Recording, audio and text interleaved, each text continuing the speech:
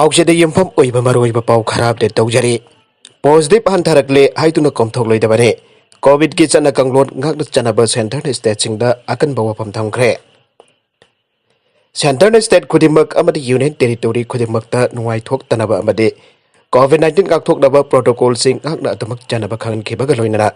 covid 19 case hengalak lipa chang adusu mari leinaba administration na monitor taunana basu center na phangdokre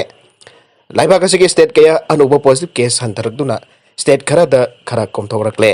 aduma hauji covid asi aikoi ki marakta leiriba maramna section dabagi mongda nungai thokloi dabani haina home secretary Ajay Kumar Balan state damadi union territory singi chief secretary Khudingmakta chebau thaduna khankre covid 19 active case hantarakpana hana leiramba athing basing komthokpa haibasi mahausane adubo makhatana positive case hanthana dabagi damak section bamathau tari haina su unit home secretary gi chebau aduda palle adumoinamak athing ba khara komthorakpada state khara gi Kaitel singda covid 19 ki satna kanglon ngaktana mi punbagi mi sinbagi chang hanagi matogum oiragle maramaduna asigum balaina asi leitabagi matogum na miyamna chanaba si tawaloidabane khara komthoklabasu covid ti leiri haina suje bagda palle covid 19 ki vaccination ki mathau oiba palladuna virus sandokpa thingna nabagi dabak mapung phawa immunization drive ama mathau tai haina su union home secretary na phangdoke Maramaduna state amadi union territory UT singda vaccination tobagi sang hengat gadabani haina su palle state khudingmakna laichat asi henkalakpa yabaki mawung khangdokna ba yengsin gadabani amadi test track treat hariba thong asi paikat gadabani haina su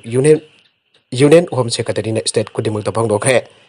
mafam amada case henkalakbadi ministry of health and family welfare na piba local containment measures sinaduna madu check tawna bagidam micro level ki thakta system ama thamgadabani hainasu center na balle laibak asida covid 19 ki athing ba tapna komthok pa janana bagidam state administration officer khudingmakna district sing amade mari leinaba authority singi mathakta haikhipa covid ngak thokna ba chana kanglun sing asi soidana chanana ba order thoan gadabani hainasu center na phangdoke covid ki sana kanglon sing choidana ki mipum khudingmakna ngakna chatkadabani loidana mark sinaba khudsan nana thamba amaga lapna leinaba amadi aikhogi ka sing nungsit phajana changanba aibasiju soidana ki panthokadabani laibak asida covid ki laichat hanthan ge airbadi hariba niyam sing asi miyamna choidana ngakna chatpa mathau tai ainasu home minister na phangdoki aire atopa pau amadana ngasi new delhi da indian army sasinaba nupa ama phakre mahakki international whatsapp group singda yauba nupani atopa laibak singi international phone number kaya amaso nupa sigi phone da yaurami aina phangdokle masagi sahi nifu suraba Dilip Kumar Kauba Miyoi ama Indian Army ki officer saduna miyamda Indian Army officer ni aijaba nupa ama Delhi police na nupa sigi matang da aron bapau ama phangpadagi arsana red light ki jaga ama na nupa asi lakpa ngaiduna laiki aina Delhi police na phangdorakle Delhi police na nupa asibu ngaidun leirigada full uniform da Delhi gi arsana red light greater Kailas Wonder lakpa ubadagi Delhi police na phagat pangam khibani aina phangdokle Army officer sajinnaba nupa asidagi Delhi police na sajinnaba Indian Army gi ID card Dilip Kumar NK PPO aina thaba ama amasung mobile phone ama nupa asidagi phangki aina phangdokle nupa asigi mobile phone adu check tawbada leibak kya gi miyoi singi phone number yaromki amasung international WhatsApp group kaya dasu mahak member oina yawba thengnage aduga mahaki WhatsApp dagi international video call kaya tawrombasu thengnage hana phangdokle police na nupa sida wang pohong tawbada mahakna Indian Army ki captain Shekhar saduna nupi sing ga mangonda social media da Pukning chingsinnaba tawbani aina phangdoraki aina Delhi police na media news da phangdorakle magna to paleba ki nupi singa photo amsung wari watai chanai aina masana phangdoraki aire Delhi police na nupa sigi mathakta section 170 419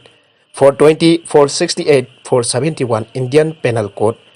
IPC case panduna fare amasung nupa sigi mathakta kupna makhatana thijinna basu Delhi police na phangdorakle June kun mathoi dagi hougadouriba universal vaccination da mipum khudingmakna vaccine kapthokadabani health ministry Haksel amasung Jaipur Jumpal ki unit minister Dr. Harshvardhan Kendra gi Haksel mantralay da leiriba frontline workers na vaccine thokre haujuk phobada leba kasida leiriba vaccine kaptriba miyosing athuba matamda vaccine kapthokadabani loinera June kun mathoi dagi hougadouriba universal vaccination da mipum khudingmak saruk yananaba apel tawkhre khongthang asi symbolic oiba tarabasu tongan ba industry corporate housing dagi saruk yari pa music amasung office pari pa atopa political leader singna masigi exercise asi matau tamduna standard wangba chain ama semba hoba yaragani amasung aroipada covid appropriate behavior induna covid-19 asidagi mi khudingmak ngakthokna bajan andolan asida saruk khena yaragani haire frontline workers singdagi hauduna atopa staff sing chawna mantraloy asida leiripa employee pnamakta mark sing yenthokpa asina haksel mantraloy da tawriba exercise asigi pandamne haukiba sahida covid-19 asi maithiba pinana palaigak asina lepa leitana honagre prime minister gi lising makha dalaibak asida leiriba active case load asi asuki matik nemna maifakna anthankre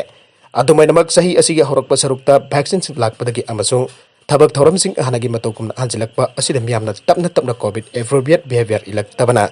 section bo wala kre virus asina mutant tawduna tholakpa mathamda aikoi gi guard hanthalle masi pnamaksing asina maram oiduna anisibo we pasi lakibane corona virus ki variant purmakki oina marks la khwaidigi laiba matik laiba amasung sakti laiba khulaine covid tagi aikoi pnamak lapna leina ba honaminasi covid ki thbk-thourmsingda saruk yariba Ojasing frontline corona warrior oina sakhangadabane NSRC State sing amadi union territory singda covid-19 ka mari leiraba thbk-thourmsing saruk yarib Ojasing bo frontline corona warrior oina sakhangadabani aina national human rights commission na union ministry of health and family welfare da khangkre haribo Ojasing asigi insurance amadi compensation adhubada pitoknanaba khangan khibaga loidana covid na laikitraba Ojasing ki compensation amadi ate atopa service benefits sing ki batang da pifam thokpa sel gi masing khangan gadabane season human rights activist amadi lawyer from Supreme Court on civil rights Radhakanta Trifeti na petition ama file tawrakibagi matungina NSRC na order asi pass tawkibane kudam changdam kya palladuna Trifeti na ai haukiba kumja lising ani kun July gi sesat ahumda laikitraba Orissa gi Ganjam district tagi Simanchal Satfati laikitaba tha tara helaba phawada magi mungunugda karigumba senfam amada phangandana laire Trifeti gi petition adugi matungina phangdokhibada sahi kuntaret khak tangari ba masanupa oja Simanchal Satfati na Bhubaneswar ki hospital amada laikidre aibagi pau tabadage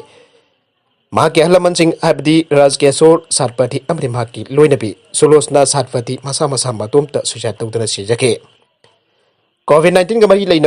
mari leinana tabak tawriba frontline workers sing paraktai karigumba laikidaba thoklabadi lehauriba mari leinaba imung manugdal pa lak yankai compensation oina piba aina government allow thoke makha tarakpa atopa pau amadasu Myanmar da Ngasi Eema Leimaren Sidabi-gi lai haraori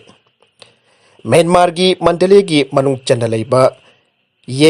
yeki pauk da leiba Eema Leimaren Sidabi-gi laibungda Ngasi sejat taragamapan tha taruk lising ni kunmathoi thangjanamit ki ayukta gi auduna nongma khaki oina lai haraubagi thorom hauzik jathari aire Barmes maitai cha kya Ngasi gi lai haraubagi thoromda saruk jari haina aikoi gi Mandalay Paumina pirakpa pau asina makhatana palagle Jammu amasung Kashmir ki statehood amuk hanjanana bakhana gadore center da Lakliba June kunmari da all party mipum ama kauraduna Jammu and Kashmir ki matang da akhanaba mipum phamnara pathorang tobaloikre PDP president Mehbuba Mufti na masigidambak mabusu sebau pirakle aina phangdorakre makatarakba atopa pau amadasu Delhi da Luhongba kuidriba nupa amana mahakki Nupibu Awunpot jawna purktabagi Hatkhre Masagi chahi kunmapan churaba nupa Kuldip Singh Rana kauba Delhi gi South Delhi Maidan Gari da leiba nupa asi mamangi April thada luhongki aire maki nupi asi Golapur Uttarakhand dagi ni aina phangdokle nupi asi su masagi chahi kunmanga khakta ngaire luhonglaba matung makhoi ani nupi asi ki mayum Uttarakhand gi Golapur da chatuna laiki aduga ngarang asi punna makhoi ani Delhi da hanminarakhe Makhoi ni lambi da su Awunpot ki matang da sawnaduna mayumda halakhi aina phangdokle halakpagi nungdang asida nupa asina ju thaklaga Awunpot ki matang da nungdang aduda nupi asi thina phuduna atkebani aina Delhi police na phangdokle hauzik mahakki nupi hatkeba nupa asi Delhi police na fare makhatana case paikhalagani aina Delhi police na media news ta phangdorakle aroibe the content sing asigi marwaiba pau khara asi pau damjariba mariba local news YouTube channel amadi Facebook page asidagi yengbiri bopula bapathaga chari channel asin tomda kadarabadi subscribe tawbidribusna subscribe tawbirum loinana like and share tawbusu kawbi gunum namakpo amokhanna thaga chari